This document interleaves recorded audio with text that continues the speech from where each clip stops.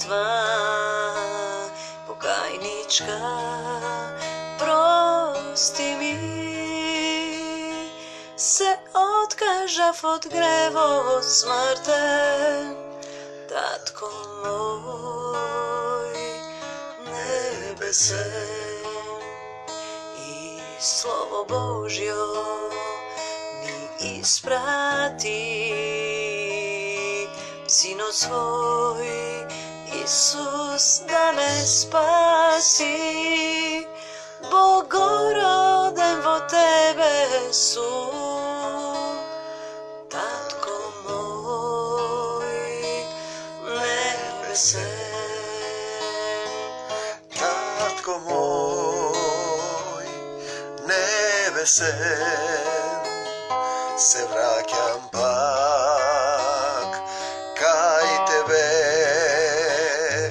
Tatko moj nebese, se vraćam pak kaj tebe. Da prostuvam me nauči, si te da gi ljubam kako ti. Če da Božji si te smevo ljubov ta, Tatko moj nebese. I milost Božja me obleja, miro svoj nigo daruvaš, si od razum, srce, duša veruvam vo Isu. Tatko naš koji si na nebesata, da se sveti ime to Tvoje, da dojde carstvo to Tvoje, da bide voljata Tvoja, kako na neboto, така и на земјата. Лебот наш насушен дај ни го и денес, и простини ги долговите наши, како што и ние им ги проштеваме на нашите должници. И не воведи во искушение, Татко наш, но избави не од лукавиот. Зашто Твое е царството и силата и славата во сите векови и во векови. Амин.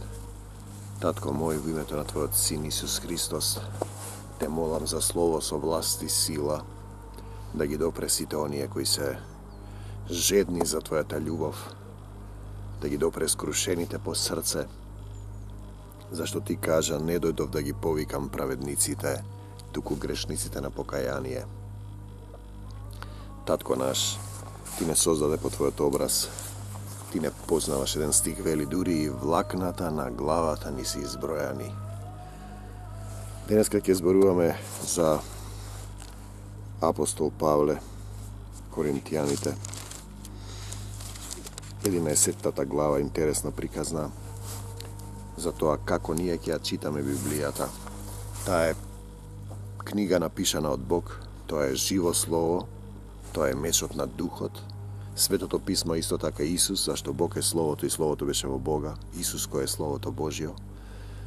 И ако го читаме со телесно, со ум, тешко се разбира, го разбираме како слики, како сликовница за деца.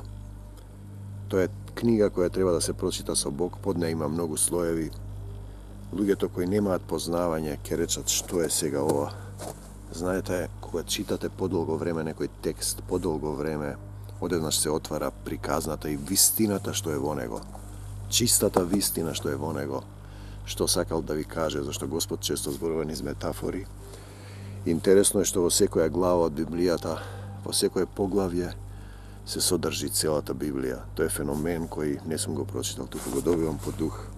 Значи, зборуваме за прво послание на апостол Павле до Коринтијаните во Македонија овде, кај вас, пред 2000 години.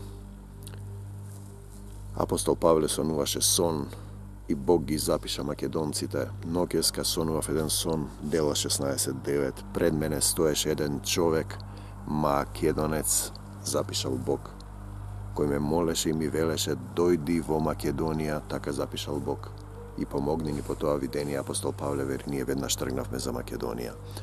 Претходно има еден стих што вели, неколку стихови поназад, во Дела 15.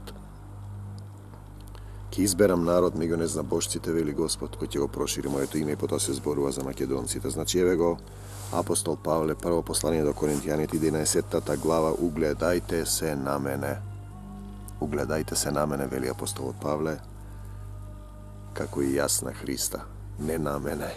Тој вели на Христа, значи поентата, крајната дестинација и точка во која ние се стремиме да станеме христолики. Значи не да живееме ние Христос, да живее и да постапуваме како Тој, зашто Тој слезе во кого живееше се присутниот Бог со сета негова полнота, во еден ден го исполни, во еден дел го исполни со сета полнота, за да ни го покаже патот од синови човечки, тоа што сме ние денеска од падната природа по Адам и по сатаната, гревовна природа, да се вратиме и да станеме. Значи угледајте се на мене, како постапува Тој, како и јас на Христа. Дај Боже да може некој денеска од апостолите, од пророците, од владиците, од поповите, од пасторите, да рече угледајте се на мене, кој живее како Исус, кој живее како Исус. Ве пофалувам, браќа, зашто во се си спомнувате за мене. За кого зборува Тој? За Исус, за Отецот Небесен. И ги држите преданијата така како што сум ви ги предал. Преданија, тоа се овие преданија. Предавање, преданија, тоа што треба да го научите, за да не погрешите и да се вратите во Божјото царство на небесата, во духовна природа, зашто Бог е дух, а и вие можете да бидете дух, да се ослободите од кафезот на материјата, како што вели апостол Павле, јас сакам да го напуштам ова тело и да се вратам кај Бог, но Тој не одредува кога ќе се вратам, туку Господ одредува. Сакам уште да знаете дека глава на секој маж е Христос. Глава на секој маж е Христос. Значи немаш ти твоја глава, немаш твои мисли, Исус треба да кажува што да правиш. Тоа значи христолик, да постапуваш како Него. Љуби го својот ближен како себе си. А на жената мажот е глава. На жената мажот е глава. Иако го разбираме буквално дека збори за семејни односи, жената е црквата, мажот е Исус. Зашто неколку пати е споменато дека младоженецот е Исус, треба да ја земе црквата.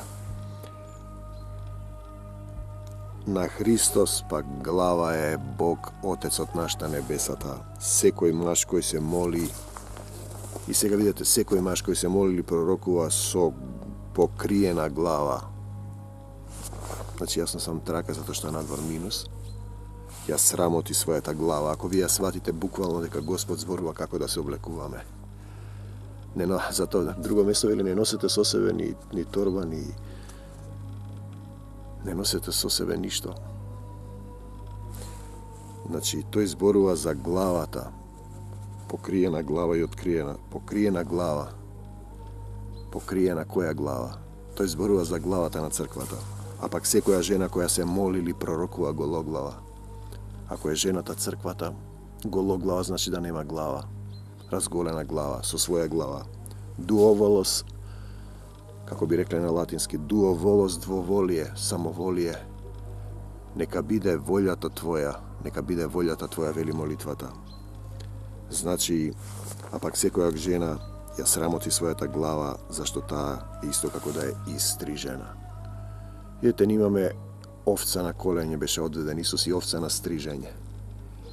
Значи те стрижат. Ако жената не сака да се покрива, имаме некои покрови на Богородица. Јас би велам за покров на Исус Христос. Тогаш нека се стриже. Ние денеска измешан полот мажи и жени. И ако го сваќате ова буквално, ќе мислите дека Исус зборува за односот на мажот и жената, тој зборува за односот на Исус и црквата.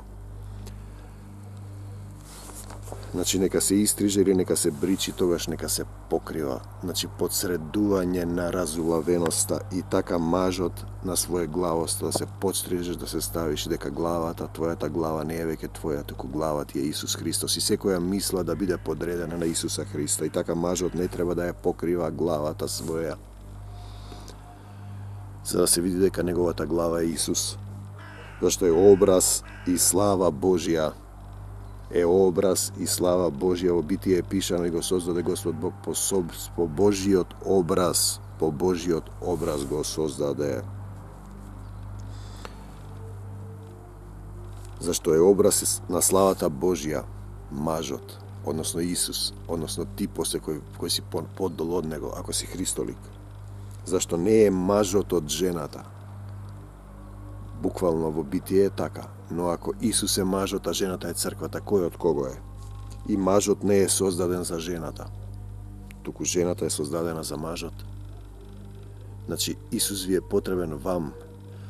Тој нема потреба од вас, а Бог е многу милостив, сака сите да се спасите и да се вратите во Божиото царство, зашто Бог не може сами од себе да се порекне. Ако се откажете од него, тој нема да се откаже од вас, бидејќи Бог е самиот живот, односно љубовта, и љубовта не може да ја уништува љубовта. И Духот Божи што е во вас треба да се спаси на денот на судот. Затоа жената треба да има знак на главата, свој знак од власта. По Откровение се вели и да им постави знак на челото за денот на воскресението. Знакот на Исус е главата Исусова, односно мечот на Духот, односно секоја мисла да биде покорна на Исус. Значи секоја жена треба да има на главата знак од власта на мажот Исус над неа поради ангелите, зашто ангелите потоа при денот на воскресението ќе ги видат тие што го има знакот на Исус, тие ќе ги соберат. Па сепак ниту жена е без маж, црква без Исус, ниту маж е без жена во Господ, а мисли на маж и жена и на телесно, значи не треба да ја разбирате Библијата буквално како сликовница за мали деца. Има еден стих што вели: вие сте како мали деца што викаат и се расправаат по пазариштата. Зашто како што е жената од мажот, така и мажот преку жената. Жената е од мажот. Значи Исус беше предзначен уште пред нашето создавање.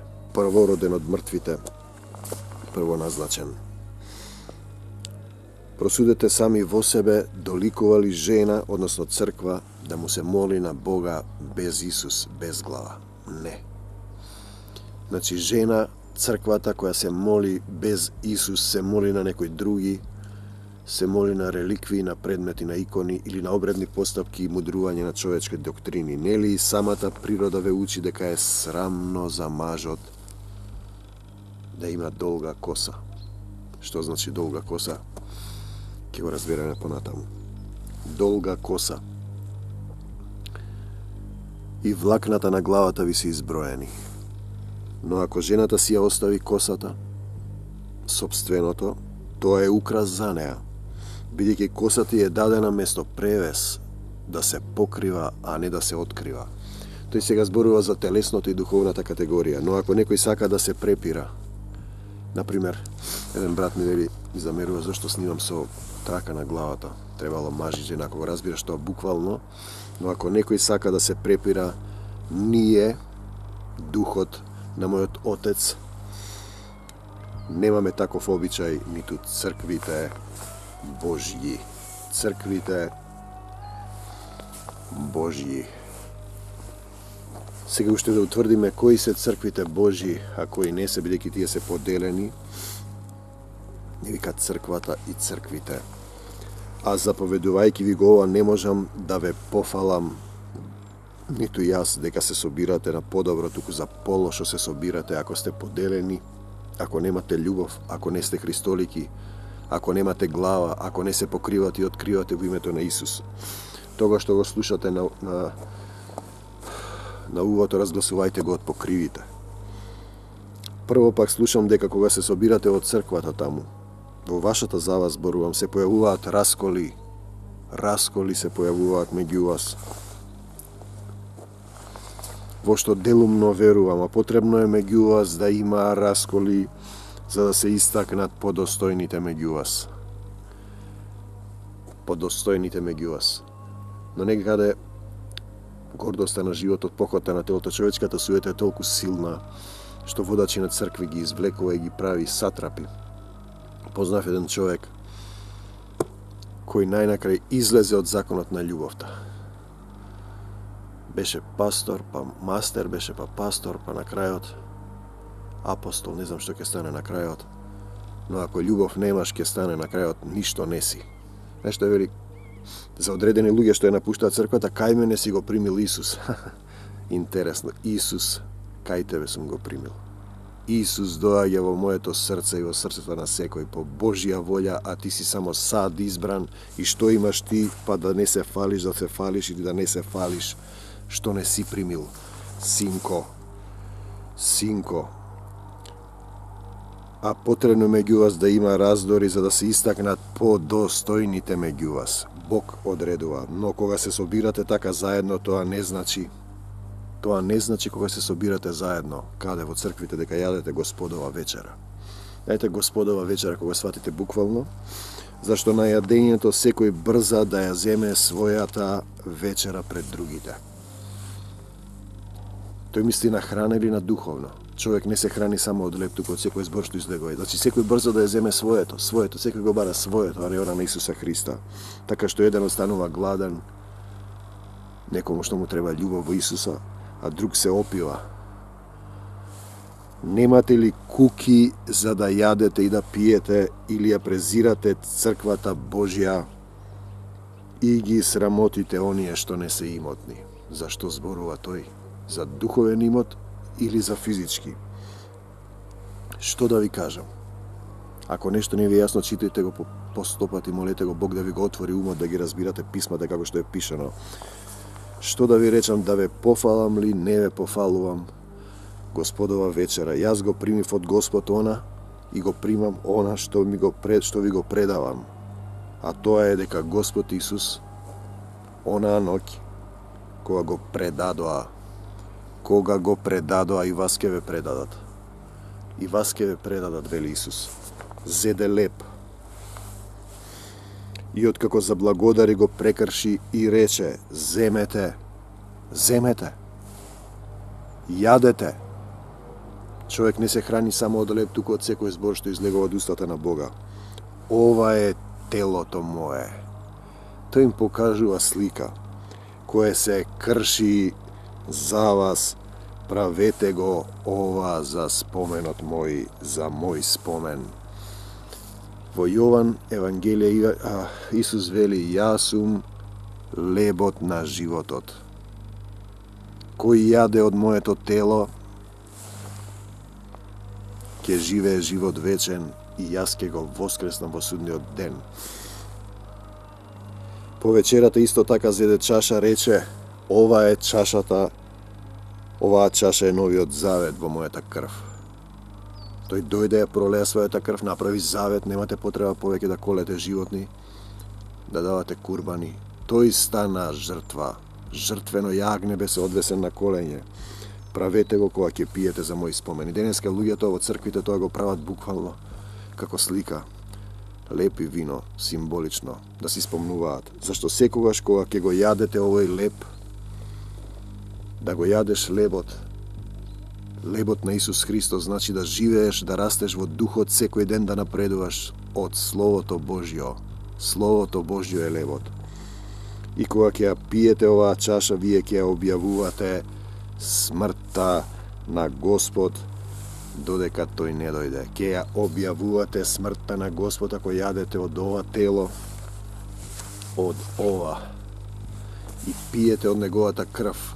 Значи тој подразбира да застанете под крстот, да умрете за себе, да го распнете своето тело и од вашата утрова да потечат реки со жива вода. Тоа подразбира следење на Христос, живење во Христовата љубов, во законот на љубовта. Ако излезете од законот на љубовта, тогаш телото се предава на сатаната, ве напаѓаат болести, болки, страдања и така натаму. Затоа оној што недостојно јаде од овој леп,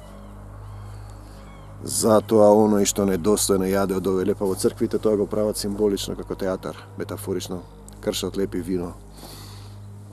Мисля дека е тоа Господовата вечера. Знаете, ако таму има еден стик што вели, како исто ова за чашата, за капа, значи мажот кој се моли, кој не се моли гологлав, ја покрива својата глава, дека не треба да носи капа. Во другата, значи, ако рече, земи го својот крст и врви по мене, луѓето треба да одат со крстови тогаш, ако ги разбирате, вие буквално работите. Затоа оној што јаде недостојно од овој леп и пие од оваа чаша Господова виновен, ќе биде спрема телото и крвта на Господ. Што значи недостојно? Па недостојно си го примил Исус, зборуваш за Исус, а не постапуваш како Него. Не го љубиш братот свој како себе си, правиш прељуба и недостојно го правиш тоа. Ако љубов немам, ништо не сум. Значи, ако останете во мојата заповед, ќе го пратам духот на вистината.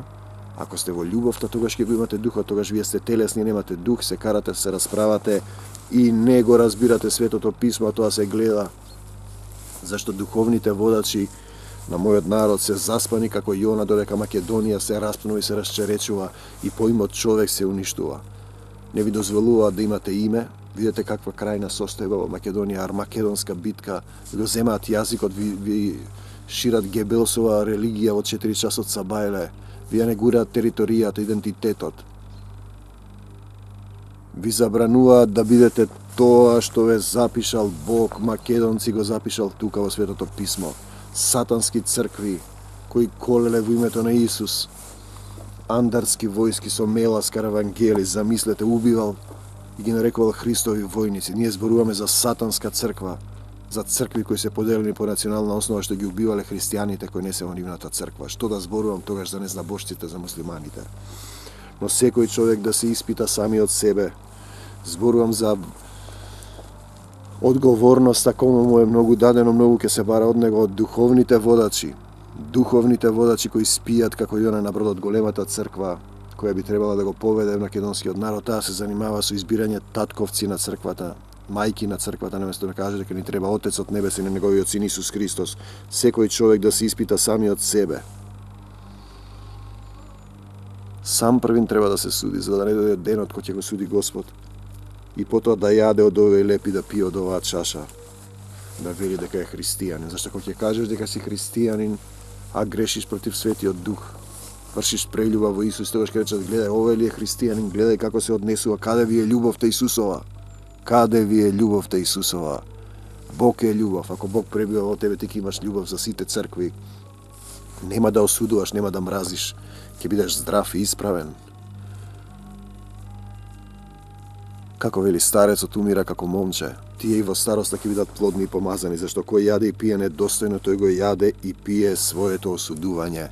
Значи самите се осудувате против Свети Дух, бидејќи не го разликува телото Господово. Не го разликува телото Господово. Телото Господово не го разликува. Црквите го разликуваат, телото Господово не. Телото Господово е едно, ние сме сите едно. Исус е главата, ние сме органите. Зошто се поделени? Сатаната ги раскрал, ги поделил, им седнал на увот, им кажувал мисли, дека се тие вистинската црква да прават човечки доктрини. Па затоа меѓу вас, значи не го разликува телото Господово, кое е сите. Сите треба да ги љубиш. Па затоа меѓу вас има многу немокни, затоа бидејќи не го разликува телото Господово, немокни, неаки, а мнозина и умираат. Зборува за луѓе во црквите, не за незнабожци. Умираат, болни, страдаат. Не го разликува телото Христово. Кое е телото Христово? Зашто ако се бевме испитувале самите себе, тогаш немаше да бидеме осудени. Кој си ти да осудуваш друг? Кој си ти да осудуваш друг, тук слуга? Но судејки не, Господ не превоспитува. Судејки не, Господ не превоспитува, зашто ние треба да научиме да љубиме, а ние сакаме своеглаво, дуо, волос по својата сатанска природа. Господ не превоспитува за да не бидеме осудени заедно со светот. Затоа, браќа мои, зборува за луѓе од црквите, кога се собирате на јадење, тој мисли на Господовата вечера, дочекувајте се еден со друг во љубов. Во љубов. Мојот татко е љубов, Бог е љубов, кој пребива во Бога, пребива во љубовта. Ако е пак некој гладен, зашто? Не зборува за храна. Нека јаде дома. Или за храна зборува. Дома да јаде. Каде е дома? Но тој ни подготви подобра, односно небесна торковина, за да не се собирате за осуда. Да не се јадете едни со други. Да не се собирате за осуда во црквите. без љубов. Другото ќе го наредам кога ќе дојдам. Тоа не е апостолот Павле, туку Бог Отецот. Другото ќе го наредам кога ќе дојдам. Интересно, Бог се обраќа и изборува преку пророци. И прочитал нешто од еден светија што живеел пред извесен период некаде, роден Готфрид Мејерхофер, роден 1807 година во Минхен, а завршил во Италија.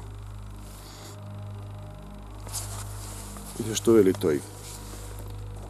Често добивам, што значи живење во дух, диктати кои не откриваат ништо ново. Ги прикажуваат претходните запишани работи во Светото писмо на еден поинаков начин. Бог се објавува. Например, неговиот збор ми вели: земи го Ивановото Евангелие, 3 глава, стихот тој. Веројатно луѓето што се крстени во дух знаат. Ке ти рече Псалм 6/12, ти ќе прочиташ, ќе видиш таму што е твојот одговор. Живеел во Трст, го слушал Божиот глас како верен писар на Исус Христос. Видете сега што зборува тој за Господ. Вели вака: учењето на Бог, на Отецот, неговиот збор, неговото слово кое не може да се замени, тоа е живо. Имате два типа: словото е од Бог, а она другото што е спротивставено ја губи силата. Моето учење, мојот збор не може да се замени. Тоа е учење за љубовта. Исус е љубов. И ти ако си љубов, Исус е во тебе. Тоа мора да биде прифатено внатре, во тебе, во срцето, во начин на однесување, во начин на размислување, во живење, во сооднос кон братот свој. Љубовта е единствена, треба да владее во тебе, брате и пријателе, ако сакаш да бидеш Исус Христос, да бидеш налик на Него, да врвиш по Него од син човечки, да станеш син Божи. Затоа и дојде тој, Отецот се распна заради тебе, ја пролеа својата крв за тебе, а ти седиш таму своје глав и не сакаш. И се враќаш во огнено езеро. Љубовта единствено треба да владее сите страсти на човечкото срце, на твоето срце, кој ги стави во него, во срцето, за да може со борба и спротивставување против нив да се постигне љубовта, да созреш во љубовта, да останеш во љубовта. Сите тие страсти во срцето треба да бидат контролирани и поставени пред олтарот на љубовта, пред олтарот на Исус Христос, пред олтарот на Таткото Небесен. Омраза, осветољубивост, гордост, без разлика како ќе ги нарекувате тие импулси на злото во секој од вас, мора да бидат покорени, стишани. Крстот на кој еднаш кај Исус беше распнат за секој од нас, а во него пребиваше Отецот Небесен, бараше прошка за секое, за ова грешно човештво во кое живееме. Како символ на помирување, не помири со Отецот Небесен. Тој е единствениот пат кој човекот може да го води духовните вистини, а тоа е љубовта. Љубовта покрива многу гревови. Во љубовта страф нема. Бог е љубов, кој пребива во Бога, пребива во љубовта. Љубовта никогаш не престанува. Никогаш не престанува. И така човекот, ако чекори по Исус во љубов, ќе се подигне како феникс од пепелта. Од пепелта на светските, световните мисли, предрасуди, човечката мудрост и неоштетен како духовен производ на својот Создател, како духовно дете, духовно чедо на нашиот возвишен татко. Има еден момент, стих во Коринтијаните, кај што вели: телото ќе се предаде на сатаната, ќе помине а духот ќе чека суд. Духот е самиот живот. На друго место во Коринтијаните се вели: ќе помине как телото ќе изгори, неговите дела ќе изгорат, тој самиот ќе биде оштетен, но духот негов. И сега ние зборуваме за дух, a вие сте телесни, што меѓу вас има завис, кавга и неслога, сте телесни. Како да станете духовни? Па клекнете на колена, откажете се од вашата грешна природа, повикајте го Исуса Христа, дојди Исусе во моето срце, промени ме, простете им на сите, за и вам да ви биде простено. Не осудувајте, за и вам да не ви се суди. Татко мој, ти благодарам што овој ден беше во моето срце. Те молам ова слово со власт и сила да ги допре сите оние кои ќе речат амин, ќе го повикаат името на Твојот Син Исус Христос. Крвта негова е врзна, стане чист и не измива. Те молам во македонскава земја да испратиш ангелска војска да помогне, да ги разбуди слепите и заспани водачи кои не водат во јама. Те молам за моето семејство, за мојата заедница, за црквата, за Твојата заедница. Се мое е Твое, Ти предавам се во Твоите раце. Те сакам, Господе Исусе Христе. Слава Ти, Господи Исусе Христе. Слава Ти, Христосе. Амин. Остани во Божјата љубов, брати и пријателе. Во светот нема љубов. Те чекаат лаги, измами, зашто сатаната е татко на лагата и не ја зборува вистината, за разлика од Исус кој вели јас сум патот. Патот, треба да одиш по патот, не да гледаш сеир. Јас сум вистината, Исус е вистината и провери дали е така. Провери дали има некоја друга вистина. Јас сум животот, вели Исус. Те сакам, Господи Исусе Христе. Мир вам до Божјо царство небесно. Амин. Татко мој небесен, се враќам пак кај Тебе. Татко мој небесен, се враќам пак кај Тебе. Амин.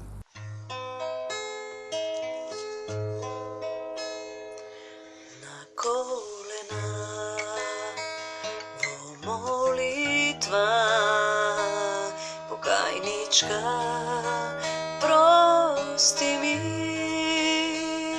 se odkažav od grevo smrten, tatko moj nebesen, i slovo Božjo mi isprati, Sino svoj Isus da me spasi, Bogoroden vo Tebe su,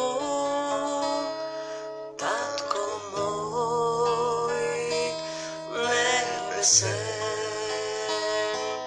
Tatko moj nebesen,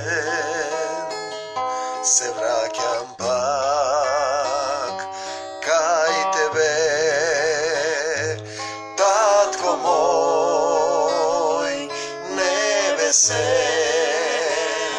se vraćam pak kaj Tebe. Da prostuvam me nauči, site da gi ljubam kako Ti. Че да Божи сите сме во љубовта, Татко мој небесен, и милост Божја ме облеја, мирот свој ни го даруваш, со сиот разум, срце, душа, верувам во Исуса. Татко мој небесен,